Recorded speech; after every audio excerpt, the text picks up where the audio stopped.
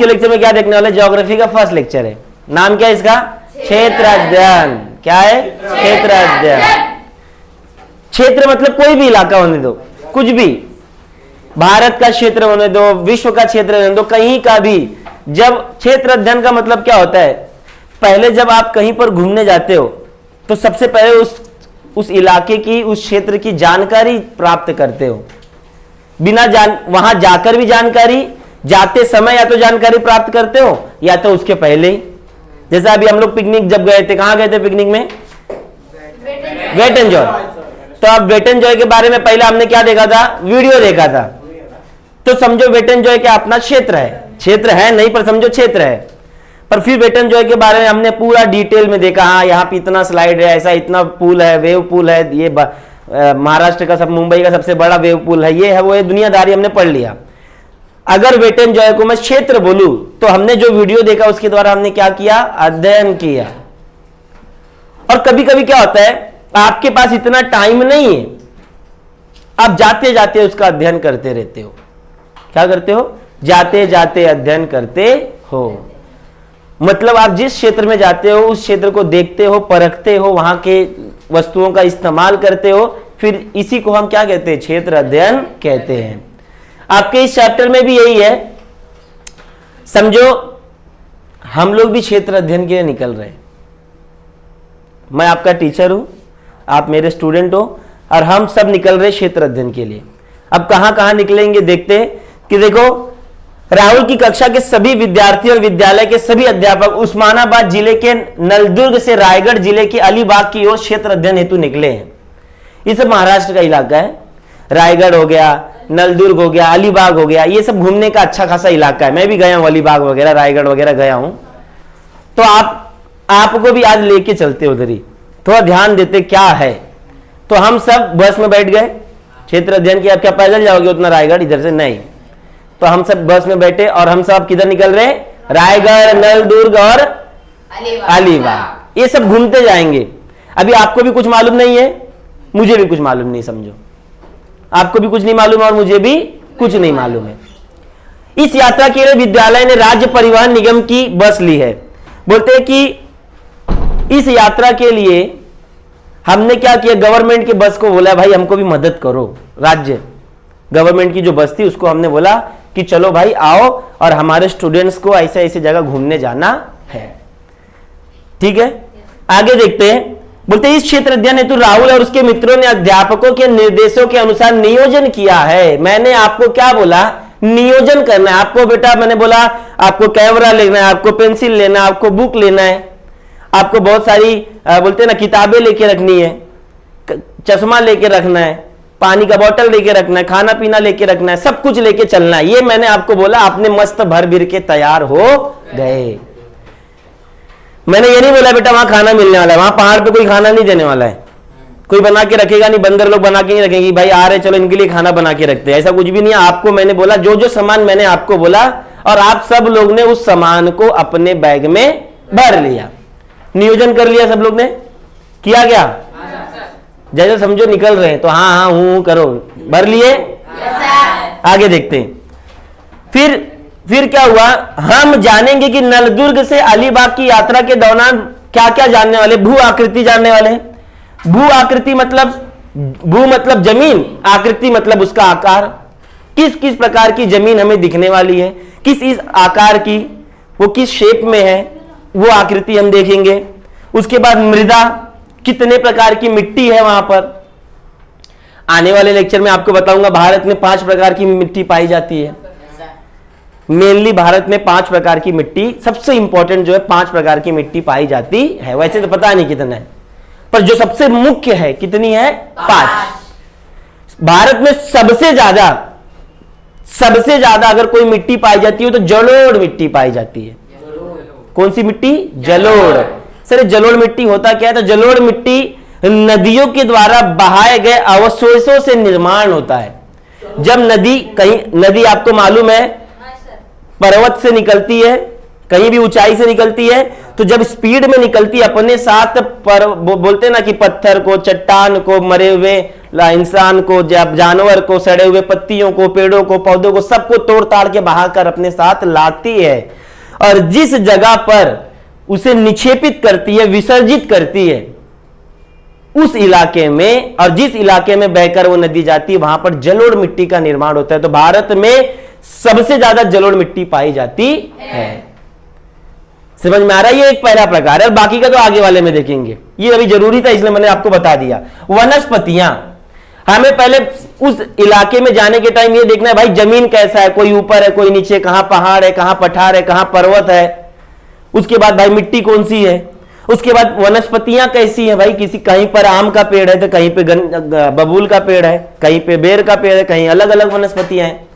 आपको मालूम है पूरे भारत में मौसम के हिसाब से अलग अलग प्रकार की वनस्पतियां हर जगह पर पाई जाती है। सब जगह क्या एक समान है क्या? नहीं। वर्षा के ऊपर, मौसम के ऊपर वनस्पतियां निर्भर करती है। अधिवास, हमें यह भी देखना है कि हमारे रास्ते में लोग कहां कैसे रहते हैं। कुछ लोग झोपड़ी में रहेंगे तो कुछ लोग पतरे में रहेंगे, कुछ लोग बिल्डिंग में रहेंगे। इस तरीके से अधिवास भी डिवाइड है। अधिवास मतलब मालूम है?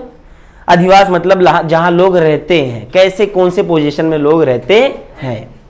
मानवीय अधिवास जिसको बोलते हैं का अनुभव छात्र किस प्रकार कर रहे। देखो विद्यार्थी अध्यापकों के बीच हो रहे वार्तालाप पढ़िए और ये सब चीजें हमारे बीच में डिस्कशन हुआ। वार्तालाप मतलब डिस्कशन हुआ, बातचीत हुई। ये हिंदी का वर्ड है, बहुत अच्छा वर्ड है। वार्तालाप करना मतलब हमने आपस में बातचीत की और आप सब एकदम फुल तैयार हो गए हो और अभी आप सुबह आपको जाना है। कहां जाना है? घूमने के लिए जाना है। तो रात भर तो वैसे ही नींद नहीं आती है। जब कहीं निकलना रहता है तो उसके एक दिन पहले नींद नहीं आई। एक बात याद रखना बेटा, इंसान को दो कंडीशन में नींद नहीं आती, या तो एकदम खुश हो या तो एकदम दुख हो। या तो एकदम खुश रहेगा तो भी नींद नहीं आएगी और एकदम दुखी रहेगा तो भी नींद नहीं आएगी। तो क्या कर सकते, ये मानव का स्वभाव है। पहला दिन प्रातः मतलब सुबह 6 बजे, रतिया में जाएंगे क्या? शाम को 6 बजे। तो प्रातः 6 बजे हमने निकले।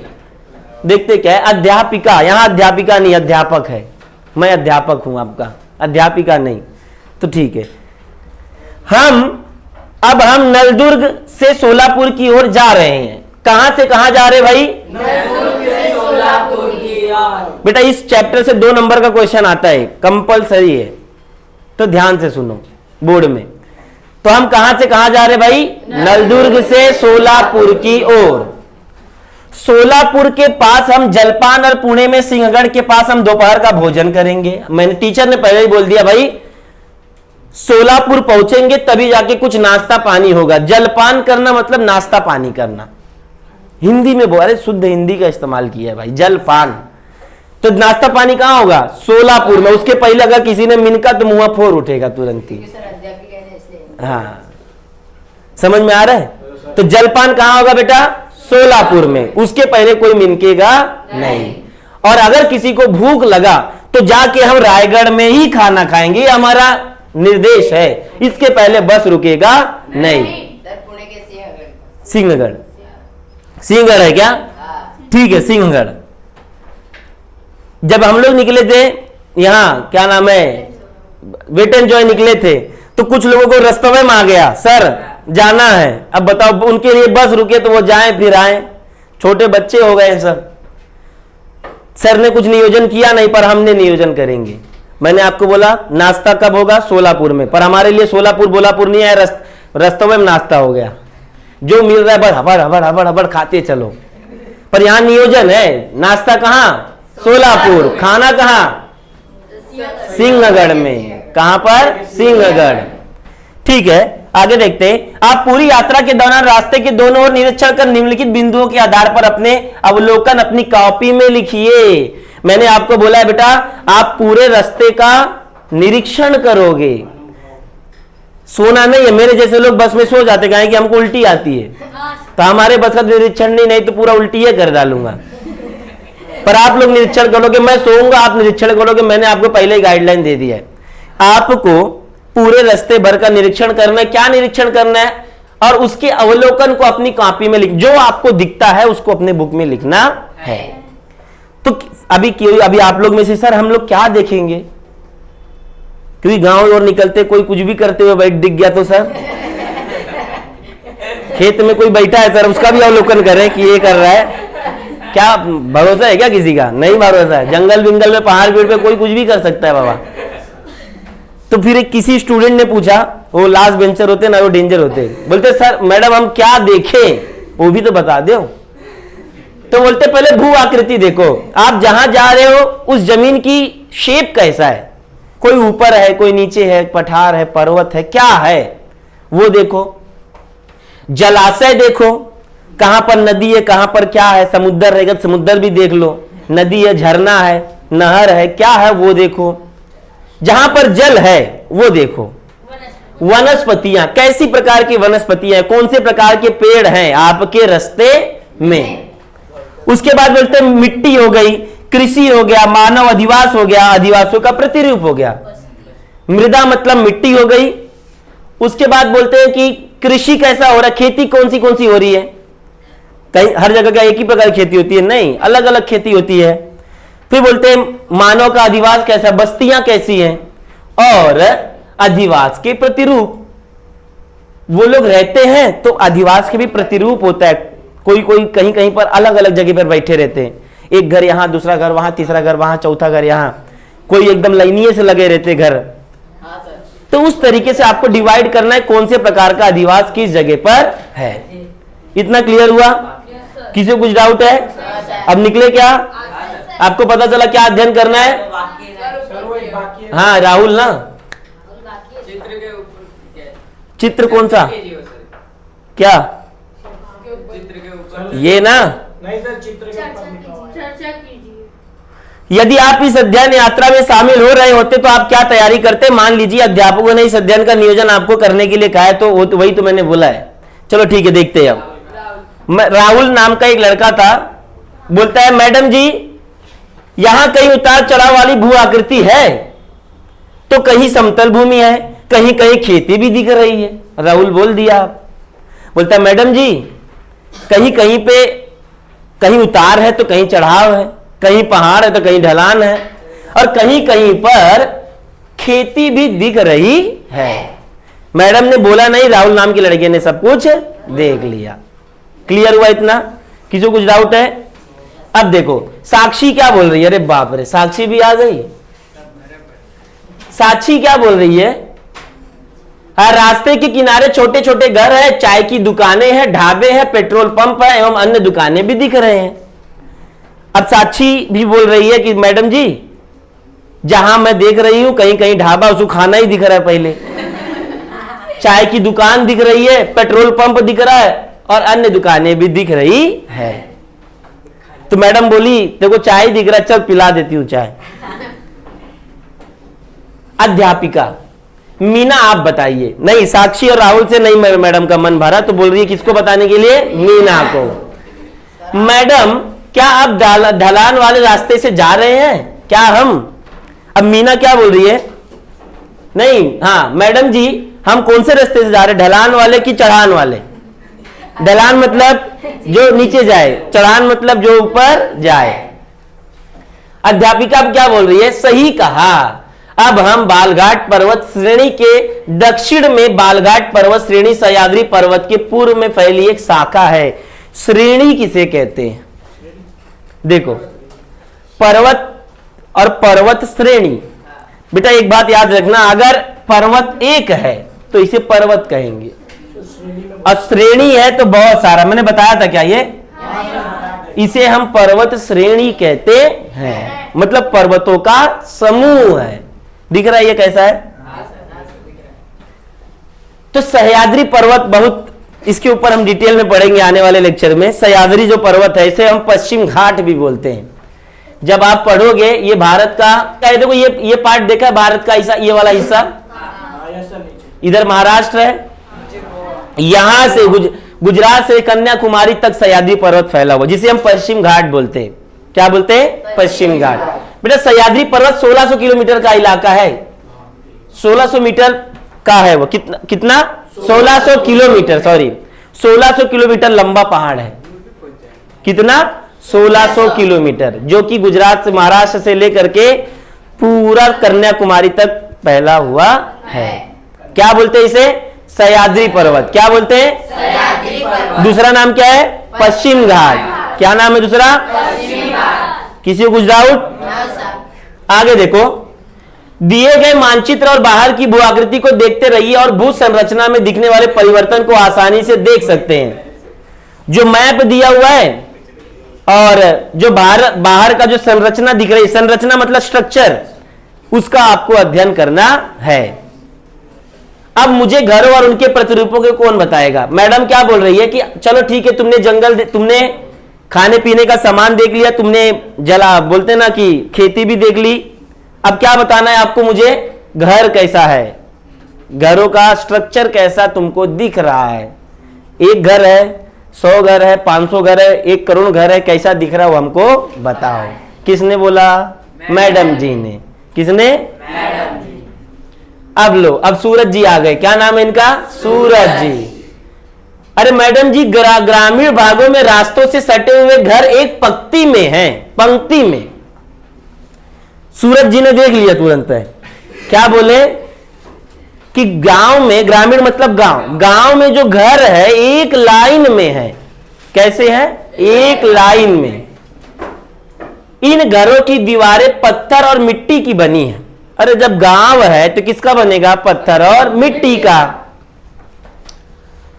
घरों के छप्पर के लिए लकड़ी और मिट्टी का उपयोग दिखाई दे रहा है। छप्पर मतलब ऊपर जहां पतरा पड़ता है, पर गांव में पतरा नहीं पड़ता था पहले। गांव में तुम्हारा बांस से बांध के पूरा मिट्टी वगैरह और घास फूस वगैरह, पहले सर बांस का वो रखते थे, घास। हाँ घास वगैरह, पैरा वगैरह हम लोग उसके ऊपर, जिसको हम छप्पर कहते हैं।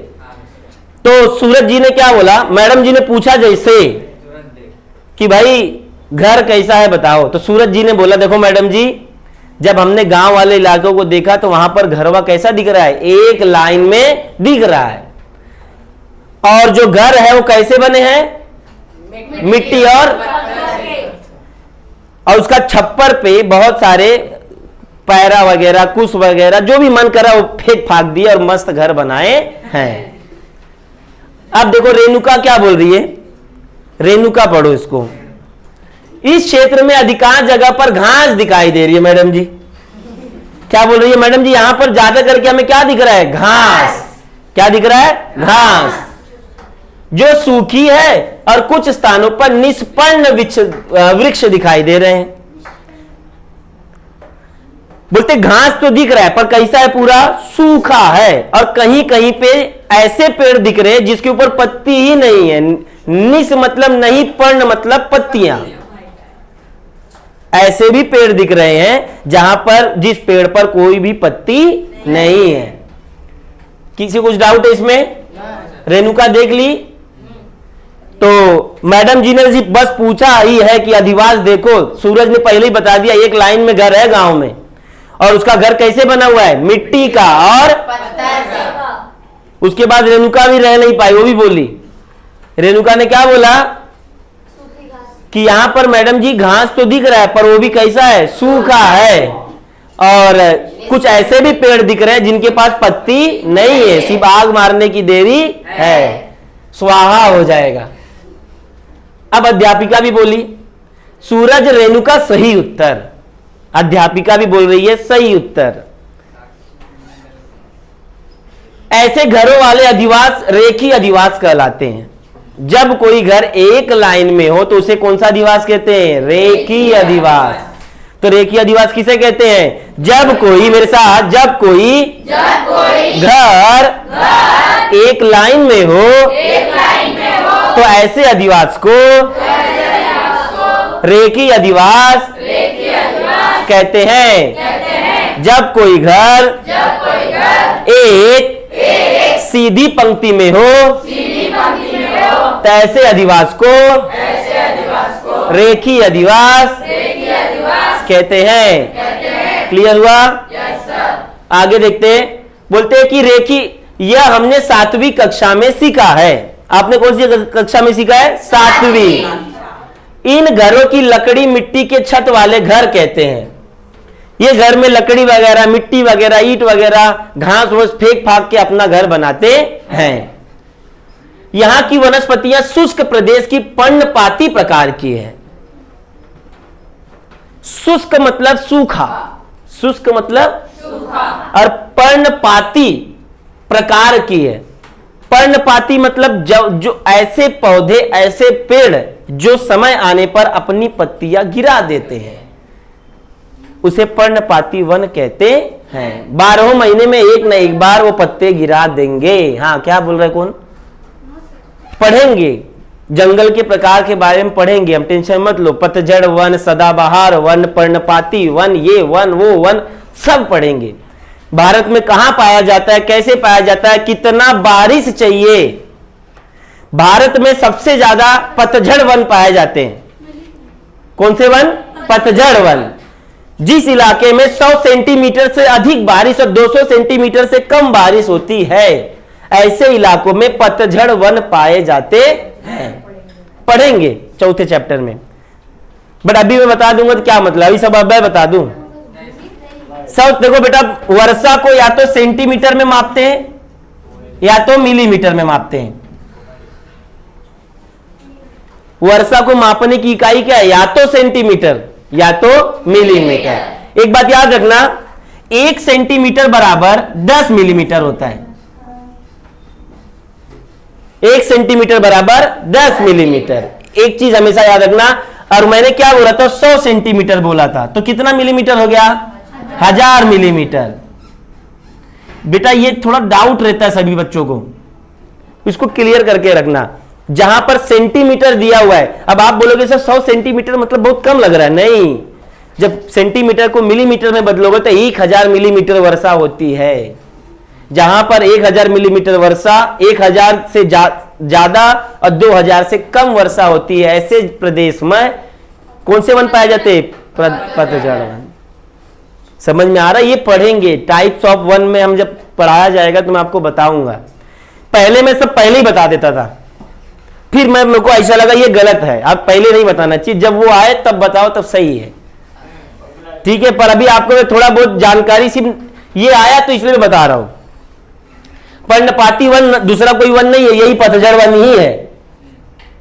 पर्णपाती बोलो या पतझड़ बोलो, पर्णपाती जो गिरा दे, पतझड़ जो अपनी पत्तियां गिरा दे, एक ही बात है ना। मालूम पड़ गया? पता चला भारत में सबसे ज्यादा कौन सा वन पाया जाता है? या पतझड़ वन। क्लियर हुआ? आपके पूरे बुक में पर्णपाती ही लिखा रहेगा, पतझड़ किधर नहीं लिखा होगा, लिखा होगा तो देखेंगे। इसके बाद आता है सदाबहार वन। जाने दो, अपन ये ध्यान देते आगे, वो जब आएगा तब पढ़ेंगे सदाबहार। देखो, घरों की लकड़ी मिट्टी के छत वाले घर, ये विशिष्ट प्रकार की पारंपरिक तो हो गया। अध्यापक क्या बोलता है? अब हम सोलापुर शहर आ चुके हैं। कौन से शहर में? सोलापुर में। शहरी भागों में जनसंख्या का घनत्व अधिक होता है, ये बात सही है कि नहीं? अभी अध्यापक आ गए क्या? चलो ठीक है, विशाल जी आ गए इधर, तिवारी जी। देखो क्या बोलते हैं सर जी, क्या बोल रहे हैं कि सर बच्चे जी सुनिए जी, और हम अब कहां पहुंच गए? सोलापुर। पुणे स्टेशन सोलापुर। सोलापुर बोलते शहर जो इलाका होता है वो थोड़ा घना इलाका होता है। मालूम है ना, शहरों में लोग ज्यादा करके रहते हैं। क्या रेगिस्तान में रहेंगे क्या? नहीं। इसीलिए यहां बहुमंजिली इमारतें दिखाई देती हैं।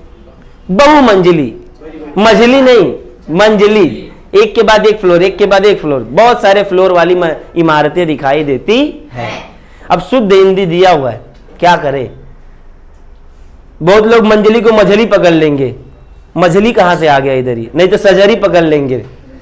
तो यहां पर क्या लिखा हुआ है? मंजिली। ये इमारतें किससे बनते हैं? सीमेंट, रेत, गिट्टी और पानी के मिश्रण से ईंटों की सहायता से बनाई जाती है। एक गांव यूपी वालों को बताएंगे, बताओ। सरिया, ईटी, गिट्टी, मोरन, दुनिया भर का तो घर से बनता है। यहां का घर मत पकड़ो, अंबरनाथ दीवा हुआ का घर मत पकड़ो। बाप रे बाप, रात में कुछ नहीं रहेगा, सुबह चाली आ जाती है अपने आप। एक एक दिन रतिया भर में 10-10 रूम खड़ा कर देते हैं।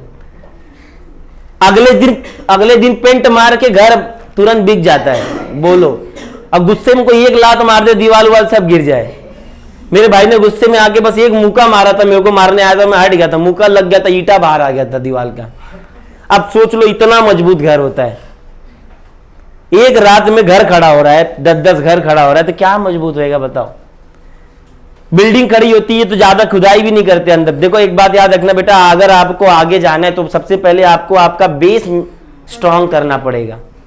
बिल्डिंग खड़ी होने से पहले जितना बिल्डिंग ऊपर होता है उससे बोलते ना उसका आधा से कम नीचे होता है, पर यहां कुछ नहीं, यहां ज्यादा नहीं करेंगे, बस खड़ा कर देंगे धड़ाधड़, एक के ऊपर एक बिल्डिंग खड़ा। और हमारे यहाँ गाँव घर बनता है 2 महले का, तो पता नहीं कितना नीचे जाता है, 2 घर नीचे रहता है, समझो रहता है कि नहीं।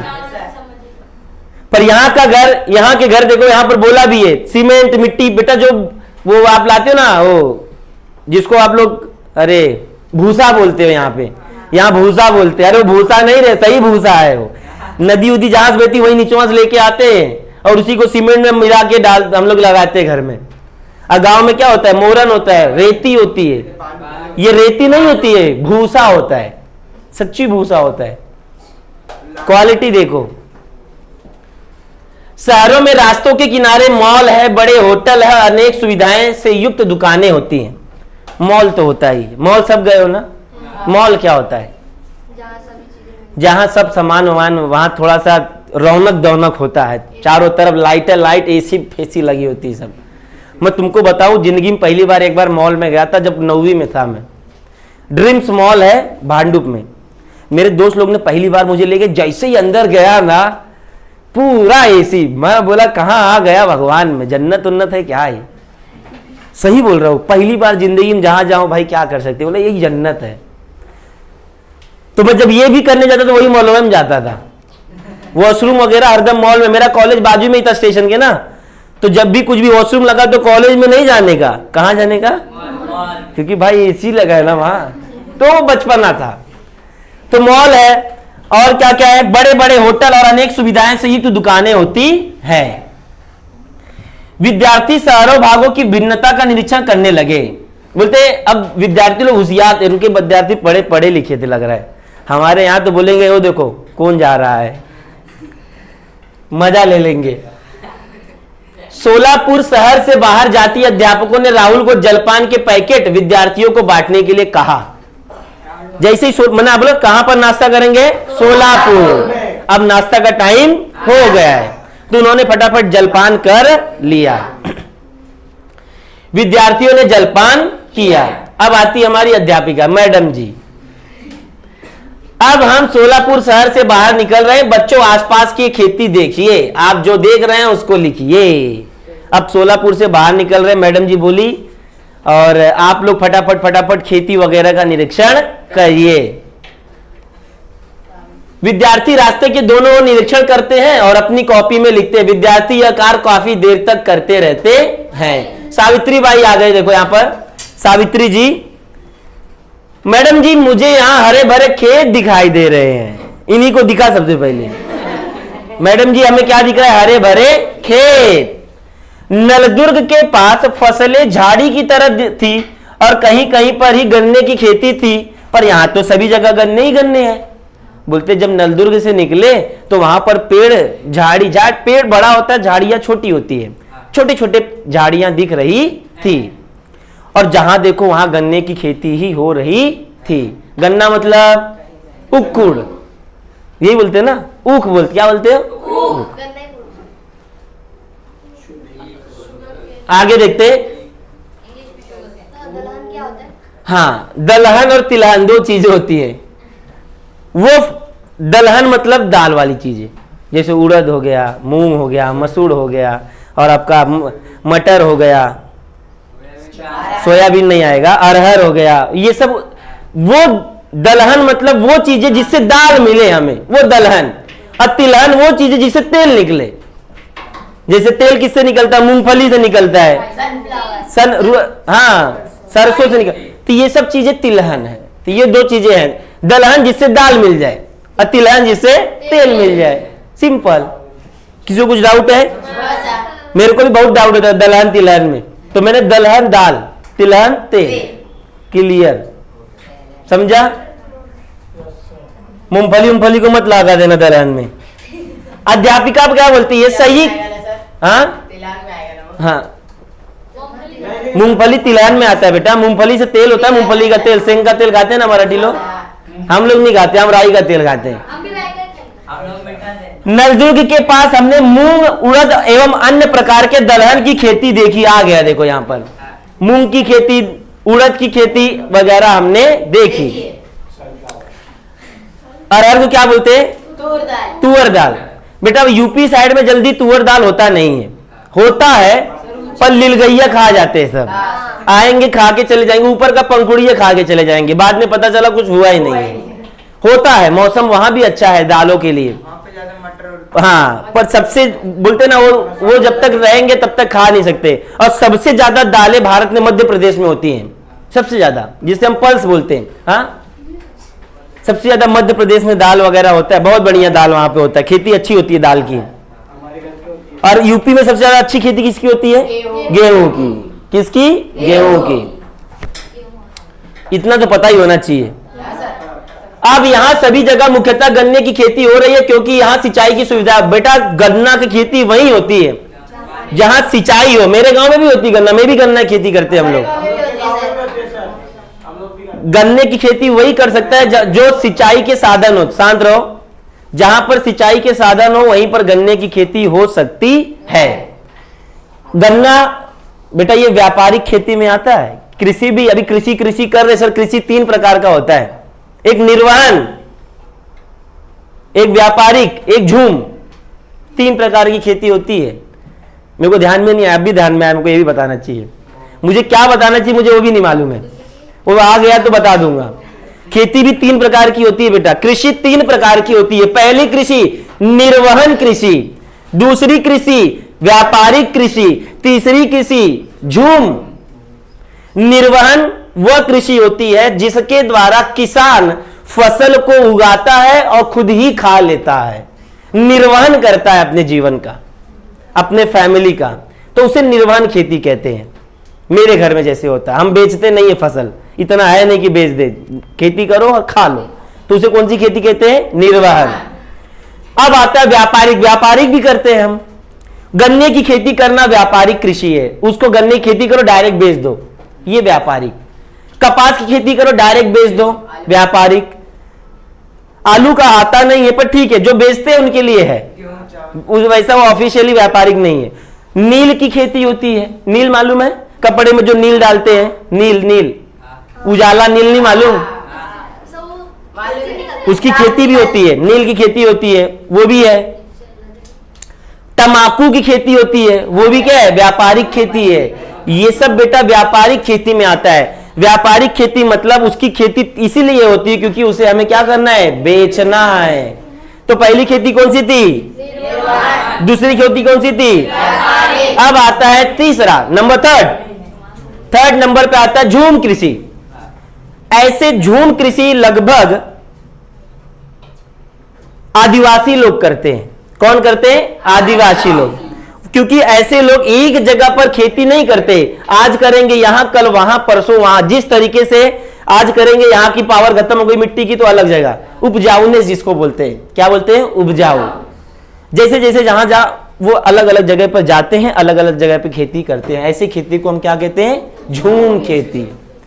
तो ये 3 प्रकार की खेती समझा आपने? किसी को कुछ डाउट है इसमें? क्लियर हुआ? जी मैडम, अभी कुछ देर पहले हमने एक नहर पार की थी और अब मुझे सामने एक बड़ा जलाशय दिख रहा है। कौन सा जलाशय? नाम क्या? सावित्री बाई ने एक चीज नहीं पूछा, आप लोग जैसे लोग पूछ सकते हो, नहीं भी पूछोगे।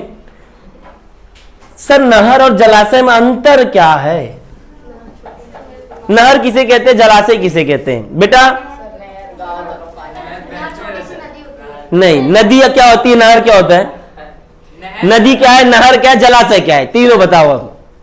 सर नहर गांव खेतों तक पानी पहुंच जाता है। सर नहर जो है ना बहते जलाशय जहाँ पानी इकट्ठा रहता है। बराबर बोले। हाँ, तो नदी भी तो बहती रहती है, तो नहर हो गई।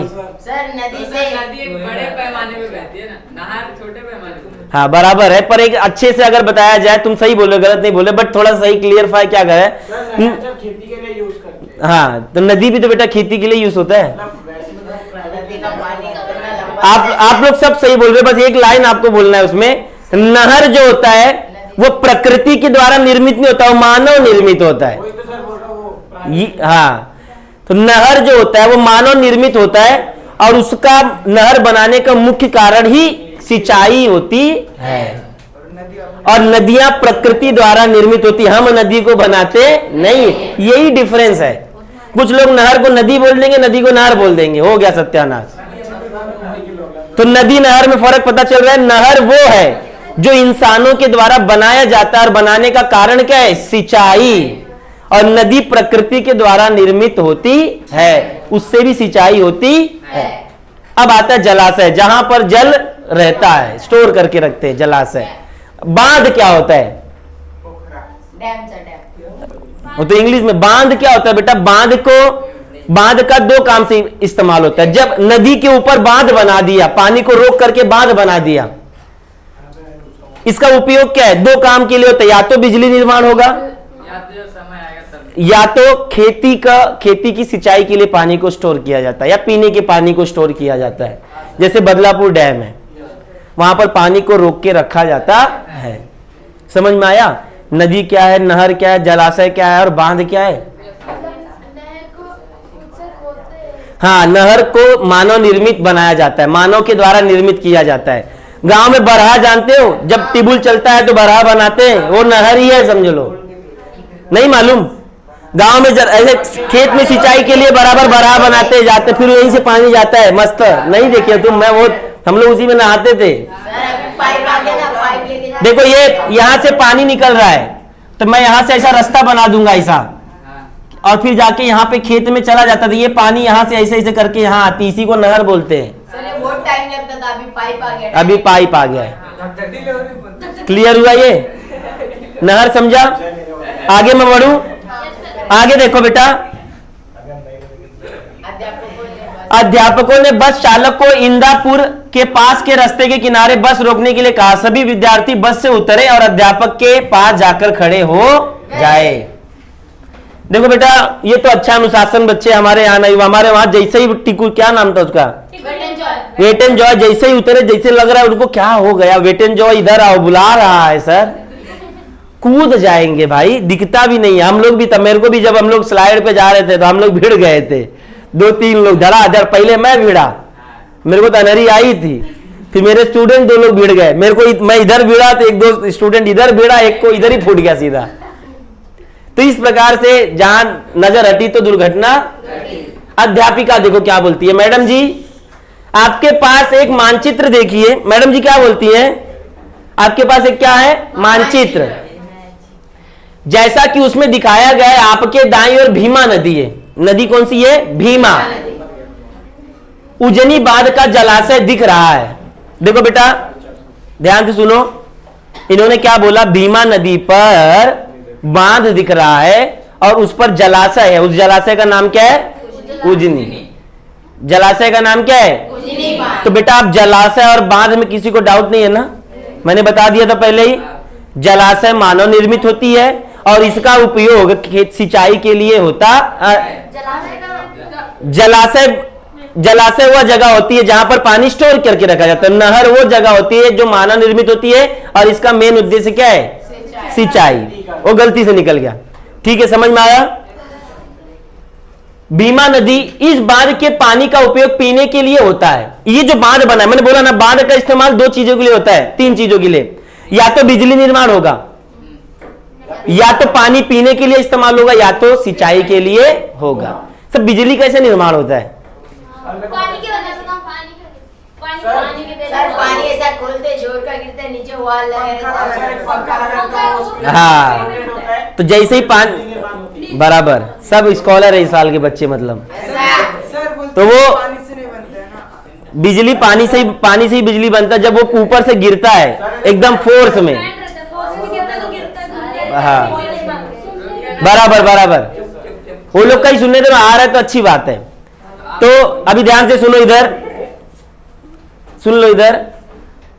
तो जब पानी को गिराते हैं पाइप के द्वारा, तो नीचे जब पानी एकदम फोर्स में निकलता है तो टरबाइन लगा होता है, घूमने वाला एक चक्कर लगा होता है, तो वो फटाफट टरबाइन घूमने लगता है। टरबाइन से एक जनरेटर लगा होता है। तो जब वो घूमेगा तो बिजली का निर्माण होता है, तो जनरेटर चालू हो जाता है। जनरेटर का काम ही क्या होता है? बिजली का निर्माण करना। समझ में आ रहा है? जनरेटर जानते हो कि नहीं? गांव में जनरेटर चलता है, डीजल डालते हो और बिजली बनता है, पानी भी। विद्युत उत्पादन, उद्योग धंधे, मत्स्य उत्पादन के साथ ही सिंचाई हेतु भी किया जाता है। बोलते और भी काम है बांध का निर्माण का, विद्युत का, बिजली निर्माण करेंगे, मछली पालन करेंगे और उद्योग धंधों के लिए भी होता है। मछली का भी पालन होता है, मालूम है? कृषि होती है, मछली की खेती होती है, आपका कुक्कुट पालन होता है जिसको मुर्गी पालन भी बोलते हैं, सबका है। मारो जिंदगी नरक कर देते हैं, इतना बांस आता है। ऐसे कई उद्देश्य इस बांध से पूर्ण होते हैं। कुछ विद्यार्थियों ने इस पर परिसर की तस्वीरें ली और पुनः बस में जाकर बैठ गए और उनकी यात्रा पुनः प्रारंभ हुई। कुछ होते हैं ना सेल्फी मैन, तो उन्होंने जाके वहां पे थोड़ा सेल्फी वगैरह भी लिया, फोटो वगैरह भी लिया और उन्होंने अपनी यात्रा को पूरा किया। किसी को कुछ डाउट है बेटा? देखो, आपको अगर कुछ बोलना है तो बारी बारी से बोलो, बड़बड़ाओ मत। ये लेक्चर नॉर्मल नहीं चालू है, रिकॉर्डिंग चालू है, ठीक है? पूजा जी बोल रहे हैं अभी, मैडम यह भाग तो मुझे मैदानी लग रहा है। पूजा को क्या दिख रहा है? मैदानी भाग।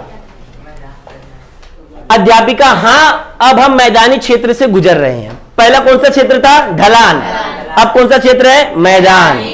ढलान और मैदान में इतना फर्क मालूम है ना बेटा? आगे देखते हैं। यह प्रदेश दक्कन के पठार का हिस्सा है। ये क्या है भाई? पठार क्या होता है? किसी को मालूम है पठार क्या होता है? व्हाट इज पठार? जो समतल जगह रहता है। समतल जगह, तो ये भी पठार हो गया। जो प्राकृतिक निर्माण होता है सर, प्राकृतिक द्वारा। देखो, सर एक जगह जाकर जो समुद्र तल से ऊंचाई होती है, देखो समुद्र तल के ऊंचाई के ऊपर हो उठा हुआ कोई भी भूभाग जिसका ऊपर का भाग फ्लैट हो, कैसा हो? फ्लैट, और किनारा एकदम तीखा हो, ऐसे इलाके को हम पठार कहते हैं।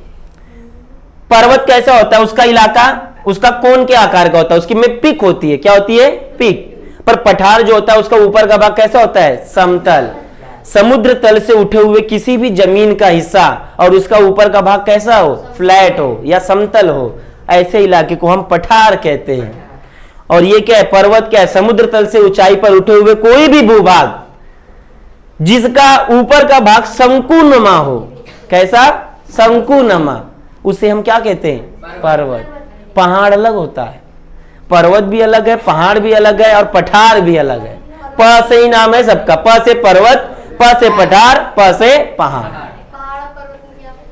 पहाड़ और पर्वत में फर्क ये है, बतिया लो बेटा, फिर कभी टाइम नहीं मिलेगा तुमको। हाँ, क्योंकि पहाड़ छोटे भी, देखो बात कर लो, एकदम लगे रहो, मेरे से ज्यादा जरूरी बात होगी वहां पे। पर्वत और पहाड़ में फर्क है। पर्वत जो होता है बहुत ऊंचाई का होता है, वो 2500 फुट ऊपर ही होता है। 2500 मीटर के ऊपर जो होता है वो नॉर्मल उसे पर्वत कहते हैं। और 900 मीटर के ऊपर और 2500 मीटर के नीचे जो भी होता है उसे हम पहाड़ कहते हैं। याद रखना, 2500 मीटर के ऊपर ही पर्वत होता है लगभग, उसे हम पर्वत कहते हैं। पर्वत बड़े होते हैं और पहाड़ छोटे होते हैं। कलवा का पर्वत नहीं है, वो पहाड़ है। कलवा, मुमरा जो भी देखते हो आप, जो पहाड़ देखते हो उसको हम पहाड़ बोलते हैं। कोई बोलता है सर देखो पर्वत है, वो नहीं। हिमालय को हम पर्वत कहते हैं, पहाड़ कहते नहीं है। समझ में आ रहा है? पहाड़ और पर्वत में फर्क। पहाड़ छोटे होते और पर्वत पठार का ऊपर का हिस्सा समतल होता है। पठार के ऊपर खेती भी की जा सकती है। और एक बात हमेशा याद रखना, सबसे ज्यादा खनिज तेल पठार में पाया जाता है। किसमें? पठार। हम पढ़ रहे हैं दक्कन का पठार। बेटा ये जो दक्कन का पठार है, ये ज्वालामुखी के फूटने के बाद जो लावा निकला और जब उस लावा का विक्षेपण हुआ, बाद में उसके ठंडा होने के बाद जिस जमीन का निर्माण हुआ, जिस पठार का निर्माण हुआ, उसे आज हम दक्कन का पठार कहते हैं। ये ज्वालामुखी के फूटने से बना है, इसीलिए इस यहाँ की मिट्टी कैसी है? काली है। सर ये पठार कहाँ पे है? यही जहां खड़े हो वही पठार है। महाराष्ट्र हो गया, महाराष्ट्र गुजरात 8 इलाकों तक फैला है ये, आंध्र प्रदेश तक लेके, इसे ही हम दक्कन का पठार कहते हैं। मतलब वैसे नहीं बोल रहा हूँ, मतलब सर ये मतलब देखने के लिए कभी अपने को देखना है कहाँ पे? बेटा आप जिस जमीन पे खड़े हो दक्कन का पठार ही है पूरा, महाराष्ट्र पूरा दक्कन के पठार में ही आता है, ये पठारी इलाका है। ये जिस इलाके में हो, गुजरात, महाराष्ट्र, एमपी, आपका आंध्र प्रदेश, ये सब पूरा दक्कन का पठार का ही इलाका है बेटा। ये मैं वही तो बोल रहा हूँ कब से ना, ये इलाका, यहाँ की मिट्टी कैसी है? काली है। वही कब से यही बोला ना, ध्यान से सुनो पहले। दक्कन का पठार का निर्माण, सर ये पठार का निर्माण कैसे हो वो सुन लो। बोलते हैं कि कुछ हजारों साल पहले, बहुत पुराना है, ज्वालामुखी फूटा, और जब ज्वालामुखी फूटा तो आपको मालूम है उसमें से क्या निकलेगा?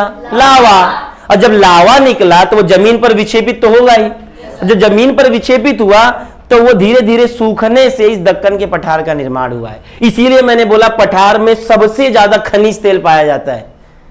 खनिज तेल सबसे ज्यादा कहां पाया जाता है? पठार में, याद रखना। क्योंकि बेटा ज्वालामुखी जब फूटता है अंदर से जमीन से बहुत सारी चीजें निकलती हैं, सोने का भी भंडार निकल सकता है। आपको मालूम है सब धरती के अंदर कितना सोना का भंडार है? पेट्रोलियम, डीजल कहां से? रस्सी तोड़ के खदान में बनता है ना। हाँ, पर डायमंड कहां बनता है मालूम है? कोयले के खान में। सोच लो, कोयले में हीरा बनता है, तपना पड़ता है। कोयला कैसा होता है? काला, पर हीरा कैसा होता है? उसी प्रकार आपको भी पहले घसना पड़ेगा अपने आप, अभी काले होके सड़ जाओ तभी जाके हीरे बनोगे। ये जो एक बात याद रखना बेटा, अभी वापस से बोलने को नहीं आऊंगा। अवस्थाएं 4 होती हैं इंसान की। प्रथमे न अर्जिते विद्या, द्वितीय न अर्जिते धनम, तृतीय न अर्जिते पुण्यम, चतुर्थम किम करश्यम। 1 साल से लेके जो 25 साल का उम्र होती है, अवस्था होती है विद्यार्थी की, ये ब्रह्मचर्य होता है, ये विद्या अर्जित करने का समय। ये तुम कोयले की अवस्था में हो, जितना तपोगे 25 साल बाद तभी हीरा बनोगे। तुमको मालूम है तुम कितनी मेहनत कर रहे हो इस उम्र में, 1 साल के 25 साल तक। प्रथमे न अर्जिते विद्या, प्रथम अवस्था विद्या अर्जित करनी होती है, जिसे अगर मैं बोलूं आपके ज्योग्राफी लैंग्वेज में, ये कोयला है, तुम्हारे ऊपर है, मेहनत करनी पड़ेगी। घसोगे अपने आप को तभी जाके हीरा बनोगे, तपोगे तभी तो हीरा बनोगे। तपता है तब जाके हीरा बनता है। हीरा वैसे हीरे में ऐसी नहीं चमका, उस हीरे को घसना भी पड़ता है बाद में। तुमने 1 साल से 25 साल तक विद्या अर्जित की है, अब तुम हीरा बन चुके हो, पर चमकने वाला हीरा नहीं बने हो। खुद को, उस विद्या को अब कहीं पर लगाना पड़ेगा, मतलब खुद को घसना पड़ेगा, तब चमकोगे। तो प्रथमे न अर्जिते विद्या, द्वितीय न अर्जिते धनम। दूसरा काम क्या है? धन अर्जित करना 25 से 50। इस समय तुमको सिर्फ धन अर्जित करना है। तृतीय न अर्जिते पुण्यम, चतुर्थम किम करश्यम। 50 से 75 साल तक तुम पुण्य जमा करते हो, जो पैसा जमा किए हो उसको आप जीवन में अब इस्तेमाल करोगे। और फिर 75 से 100 साल की किम करश्यम, तुम्हारे अंदर जान है, क्या करोगे? और जिसने इसी उम्र में मजा किया, फिर आगे देखो क्या होता है, मजा ही मजा है। इसीलिए ये अवस्था जो है, मेरी भी अवस्था उसी में, कोयले की अवस्था है बेटा। तपो, बाद में जाके हीरा बनोगे। इसीलिए कोयला भी पहला काला होता है, बाद में जब तपता है, गर्मी सहता है, बाद में जाके हीरा बनता है। आगे देखो, वह सिंहगढ़ की ओर बढ़ने लगी। सिंहगढ़ की तलहटी के पास अनेक छोटे छोटे होटल थे। वहां पहुंचने पर रास्ते के किनारे खुली जगह पर दोपहर का भोजन किया और उन्होंने थोड़ी देर विश्राम किया। तलहटी मतलब, अब होटल बेटा पहाड़ के ऊपर होगा क्या? तलहटी मतलब, तल मतलब जमीन पर, नीचे। कुछ लोग बोले पहाड़ों के ऊपर होटल बना दिए, ताज होटल, पहाड़ के ऊपर जाओ सर, तो भाई उसके तलहट पर, तलहट मतलब जमीन पर, वहां पर एक होटल बिटल था। वहां लोग उतरे, खाना खूना खाए और मस्त मौज किए। समझ में आया? ये इतना पढ़ लेते, फिर जाओ तुम लोग। नजमा क्या बोलती है देखो, जब हम नलदुर्ग के पास थे तब वहां बेर एवं बबूल के वृक्ष अधिक दिखाई दे रहे थे सर जी। जब हम कहां पर थे? नलदुर्ग के पास। कहां पर? नलदुर्ग के पास। तो कौन से पेड़ दिख रहे थे? बेर और बबूल। या कुछ अलग अलग वृक्ष दिखाई दे रहे थे सर, ये कुछ अलग थे वृक्ष। कैसे थे? अलग। अध्यापिका बहुत खूब, क्या बात है मैडम जी बोली, बहुत खूब। नलदुर्ग पार करते समय वहां ये क्या है? अर्ध शुष्क प्रदेश की कांटेदार वनस्पतियां दिखाई, गलत लिखा हुआ है। अर्ध शुष्क, अर्ध मतलब बोलते हैं ना आधा, अरे वो क्या बोलना चाहते हैं? सेमी मालूम है? सेमी, न ज्यादा ठंडी ना ज्यादा गर्मी, तो वैसा अर्ध बोला गया यहां पर, वो ये गलत लिखा हुआ है। अर्ध शुष्क प्रदेश, शुष्क मतलब गर्म प्रदेश, न ज्यादा, जहां थोड़ा सा गर्मी वाला इलाका है। कांटेदार वनस्पतियां दिखाई, क्योंकि यहाँ की देखो बेटा, जहां गर्मी होती है वहां कांटेदार होता है। रेगिस्तान में कौन सा पेड़ पाया जाता है? कैक्टस वगैरह। तो यहाँ पर भी यहाँ ज्यादा गर्मी नहीं है, पर थोड़ा गर्मी है, इसीलिए यहाँ भी जंगल हाँ, इसीलिए यहाँ पर जो भी वृक्ष पाए जाते थोड़े कांटेदार पाए जाते हैं। यहाँ अर्ध शुष्क बोला है, शुष्क इलाका नहीं बोला। अर्ध मतलब थोड़ा गर्मी है तो है, तो थोड़ा ठंडी भी है। समझ में आया? तो पूरा शुष्क मत बना देना, रेगिस्तान बना दोगे नहीं तुरंत है। शुष्क मतलब ऐसा इलाका जहां 50 सेंटीमीटर बारिश होती है, तो वो मत समझना, वो भी पढ़ेंगे। शुष्क वन क्या होता है, कांटेदार वन क्या होते हैं, पतझड़ सदाबहार पढ़ेंगे बाद में। वनस्पतियों में होने वाला परिवर्तन उस प्रदेश की वृष्टि के प्रमाण का सूचक है। एक बात याद रखना, किसी क्षेत्र में अगर कोई वनस्पति है तो उसका कारण सिर्फ वृष्टि होती है, बारिश होती है। वृष्टि मतलब बारिश। अगर बारिश ज्यादा है तो सदाबहार वन, कम है मीडियम है तो पतझड़ वन, उससे भी कम है तो शुष्क वन, उससे भी कम है तो कांटेदार वन। ये इस प्रकार से डिवाइड किया गया है 4-5 भाग में। तो एक बात याद रखना, अगर किसी भी प्रदेश में पेड़ को देख करके उस प्रदेश की जलवायु को हम बता सकते हैं। क्लियर है? किसी को कुछ डाउट है? आगे बढ़ूं? आपको लग रहा है बेटा बोरिंग चैप्टर है, पर देखो कितना नॉलेज है। लग रहा है ना बोरिंग चैप्टर? पर ऐसा पहले से क्षेत्र अध्ययन में क्या पढ़ेंगे सर, तो तुमको लगता है, पर बहुत इंटरेस्टिंग चैप्टर है ये। अब हम जो वृक्ष देख रहे हैं उनमें अंजन, बरगद एवं पीपल के मुख्य हैं। अंजन एक पेड़ का नाम है। बरगद का पेड़ मालूम है ना, वट वृक्ष जिसे कहते हैं, और पीपल का पेड़। अब हम सिंहगढ़ की तलहटी में हैं। जब हम सिंहगढ़ के शीर्ष पर पहुंचेंगे तब यह सह्याद्री से निकलने वाली पर्वत श्रेणियां देखेंगे। अभी तक सिंहगढ़ के नीचे हैं, शीर्ष मतलब ऊपर जब चढ़ जाएंगे तब हम सह्याद्री पर्वत को देखेंगे। अब तुम अपने साथ सिर्फ परिचय पत्र काफी, आपका आइडेंटिटी कार्ड रख लो, वही काफी है। कलम ले लो, पेन, दूरबीन, कैमरा, टोपी, मानचित्र एवं पानी की बोतल ही लीजिए। कपड़ों की थैली एवं अन्य साहित्य गाड़ियों में ही रख दीजिए। बस इतना सामान। हाँ, आप पैदल, पहाड़ पे बेटा पैदल ही चलेंगे ना। कभी ऐसा मौका मिला तुमको ले चलेंगे कहीं पहाड़ वाड़ पे ट्रैकिंग करने में। बहुत पहाड़ पे गया हूँ, बहुत पहाड़ पे, माउली गया हूँ, सिंगड़ गया हूँ, बहुत गया हूँ। कैंपिंग ले जाएंगे, तुम्हारे घर वाले गोली मार देंगे मेरे को।